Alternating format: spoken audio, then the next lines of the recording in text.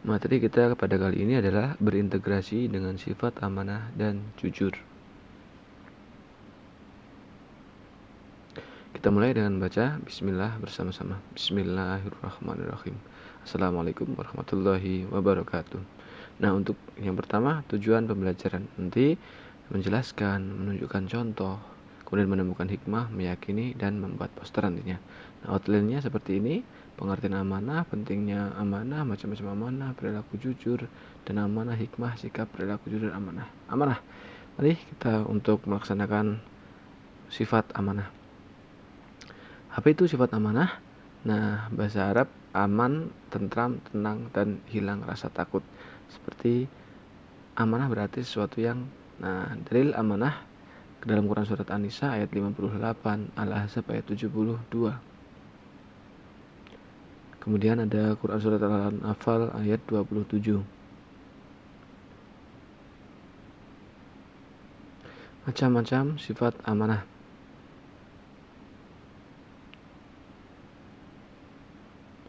Yang pertama, amanah terhadap Allah Subhanahu wa taala sesuai dengan Al-Qur'an surat Al-Anfal ayat 27.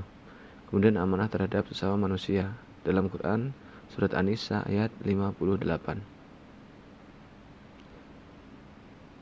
Sebagaimana pula dalam hadis riwayat Bukhari Muslim tentang pemimpin yang amanah. Yang ketiga, amanah terhadap diri sendiri dalam Quran surat Al-Mu'minun ayat 8. Cara berperilaku amanah. Nah, ada setidaknya 4 cara.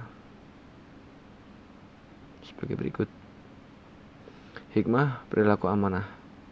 Minimal ada 3. Maka jalankan amanah dengan sebaik-baiknya. Kemudian yang kedua adalah kejujuran. Mari kita untuk melaksanakan perilaku yang jujur. Apa itu jujur? Nah, secara pengertian jujur seperti berikut ini, yakni kesesuaian antara lahir dan batin, ucapan dan perbuatan setia dengan perbuatannya. Jujur itu ya seperti ini.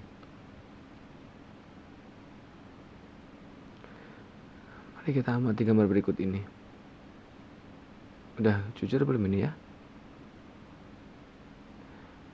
Nah, ini pula gambar. Nah, ada gambar Pinocchio dan juga kasus-kasus tentang jujur.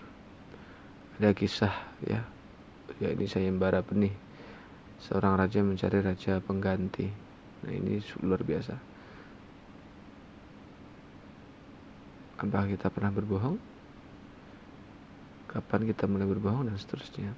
Nah, krisis kejujuran memang luar biasa di Indonesia ini, mulai dari atas sampai bawah, luar biasa.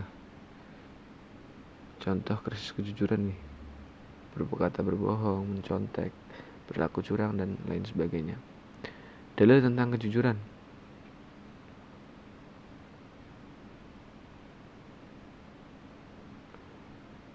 Quran surat At-Taubah ayat 119. Kemudian Quran surat Al-Maidah ayat 8. Berlaku adil ketika menjadi saksi.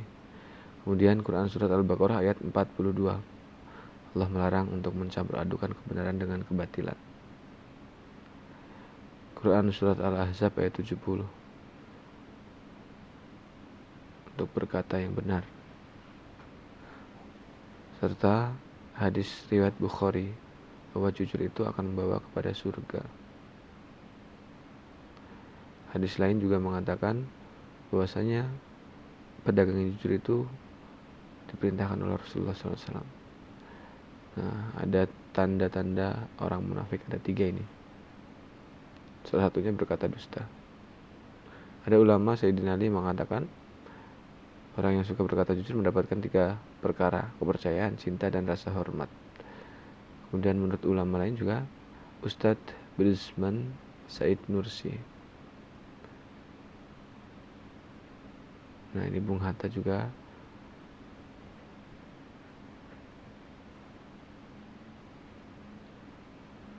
Jim atau Abdullah Jim Nastiar.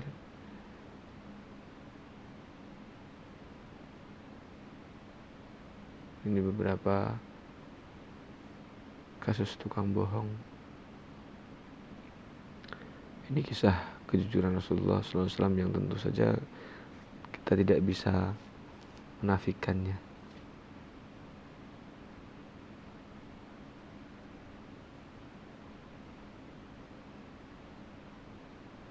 Bohong yang diperbolehkan ada enggak? Nah, ada 2 perkara, silakan. Berbohong dalam peperangan, berbohong suami istri terhadap. Nah, cara berperilaku jujur setidaknya ada 5.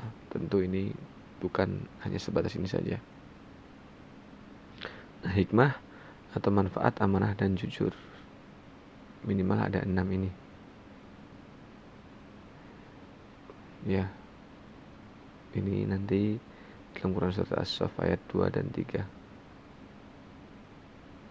Membuat poster tentang kejujuran dan amanah. Pengamalan dalam kehidupan sehari-hari.